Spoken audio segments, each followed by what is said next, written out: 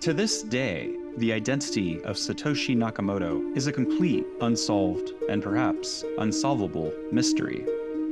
What's more, this puzzle may be one of the most consequential enigmas ever seen.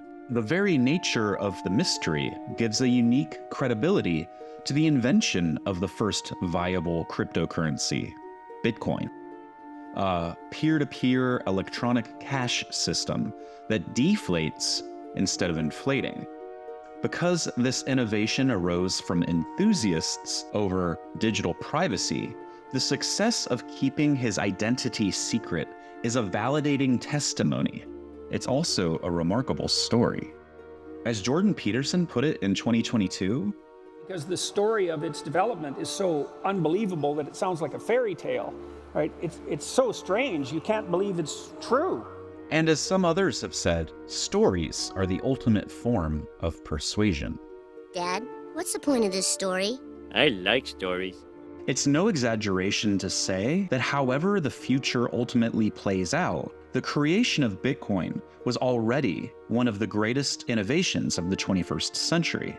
It is a simple fact that Bitcoin's emergence launched a $1 trillion industry whilst having no central authority, no CEO, and a governance system maintained by everyone and no one.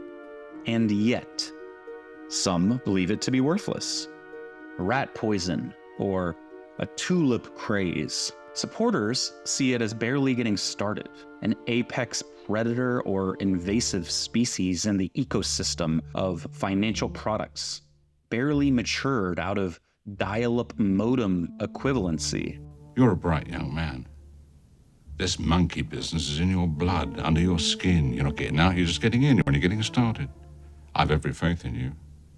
And one day in the future, it'll be you sitting here in my place, telling some young Turk the facts of life. It is a frontier full of danger, opportunity, malicious scammers, and noble pioneers. And its founder, a man studied and obsessed over, is only known by his presumed alias. Let's take a few moments to discuss secret identities. So who are you really?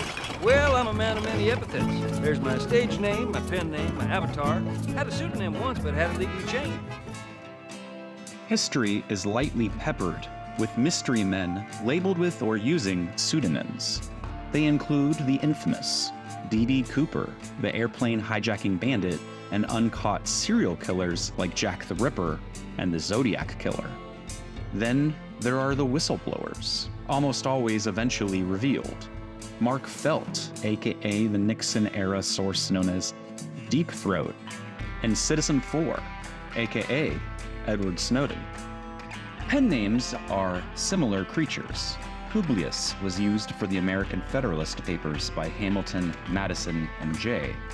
And there's no shortage of famous authors whom we better know by such. Mark Twain, George Orwell, for instance. In modern times, Stephen King attempted, and failed, to maintain a secret secondary output under the alias of Richard Bachman. The distant past is usually shrouded with more uncertainty. The historicity of Homer or Socrates as authentically singular individuals is sometimes debated. Enshrining such a permanent mystery today is a more difficult feat, though clearly not impossible.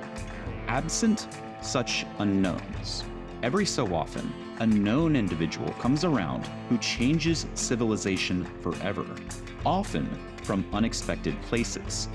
This is sometimes called the great man theory of history. Isaac Newton invented calculus on what was little more than a dare, after which Newtonian physics dominated practical limits for centuries until Einstein made the next breakthrough. Technology has accelerated the potential rate of change. Steve Jobs, Bill Gates, Jeff Bezos, Elon Musk. For any and all of their faults, these men have reshaped the world, and with AI, the potential of a technological singularity could speed things even further. But have we ever really had the combination? as a creator of a revolutionary force, ever done so anonymously.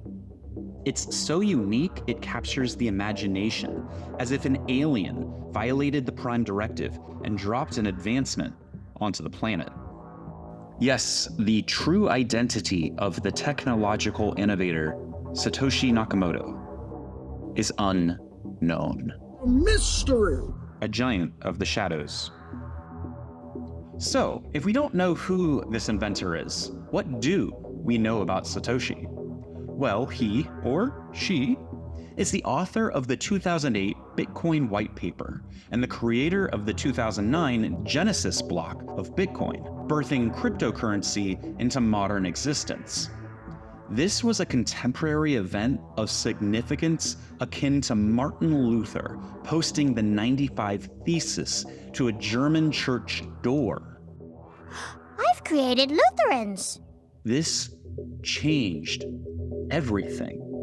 Without getting too far over my skis on technical details that will be far beyond my own depth of understanding, what this innovation did was solve something called the Byzantine generals problem, also known as the double spend problem.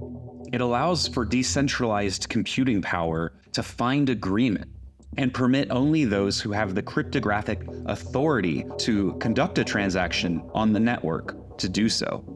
This solution provides the capacity to maintain a financial ledger that is vastly decentralized, yet absolutely settled and agreed upon. If that doesn't sound like a big idea, let me assure you, this is huge. Let's use another moment in history to compare. Some 300 years BC, when Alexander the Great was on his conquests in what is now Turkey, legend tells that he was presented with a great tangled rope, the Gordian knot. An oracle had foreseen that whomever untied this horrible mess would be destined to rule all of Asia, like Arthur pulling the sword from the stone. Alexander used his own sword to slice the knot in two. Problem solved. This is the kind of paradigm shift that Satoshi's work represents. Impressive. Bitcoin initially circulated amongst a wily group of advocates for digital privacy and decentralization known as the cypherpunks. The first purchase using Bitcoin was for 2 pizzas at the cost of 10,000 Bitcoin. At time of writing, now a value of over $500 million US. But as a step, this was absolutely necessary to prove and establish purchasing power of physical goods and services. Bitcoin mining, a key component of discovering new Bitcoins, used to be done on homegrown CPU processing power. This has now advanced to a furiously competitive industry. As stated before, Bitcoin is a $1 trillion industry, but that's really only looking at the market cap of the coins themselves, not even adding computing equipment and infrastructure and the many related services. For anyone unaware, there is a hard supply cap, meaning an absolute limit on the number of Bitcoins that will ever exist. True, locked-in digital scarcity, one of the pivotal inventions that makes it so powerful. This total is 21 million. Although it's a bit tricky to verify, the initial coins that Satoshi mined total about 1 million of these. At the time of speaking, he would approximately land within the 20 most wealthy people in the world. Boy, that escalated quickly. I mean, that really got out of hand fast. But Satoshi's coins have never moved, and it is largely assumed at time of writing that they never will, because in 2010, he stepped away from the code base, from encrypted communications and discussion forums with fellow cypherpunks and coders, gave a goodbye, feeling that Bitcoin had been put into good hands, and disappeared forever. And like that, he's gone.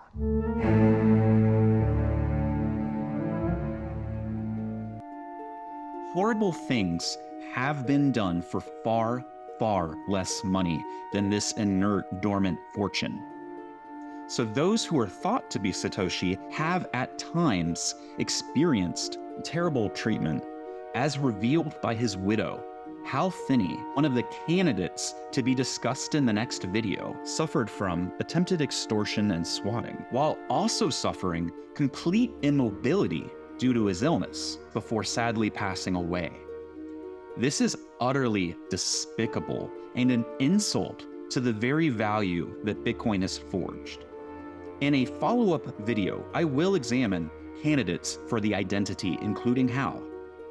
This will be done to explore what could be true in Bitcoin's remarkable history. If I'm going to have a past, I prefer it to be multiple choice. But I would like to emphasize one thing. We do not know, with any real certainty, who Satoshi Nakamoto is. And as each day goes by, it becomes more and more likely that we will never know. And this is a gift to mankind, of which we are at the earliest stages of understanding. Beneath this mask, there is more than flesh. Beneath this mask, there is an idea, Mr. Creedy. And ideas are bulletproof.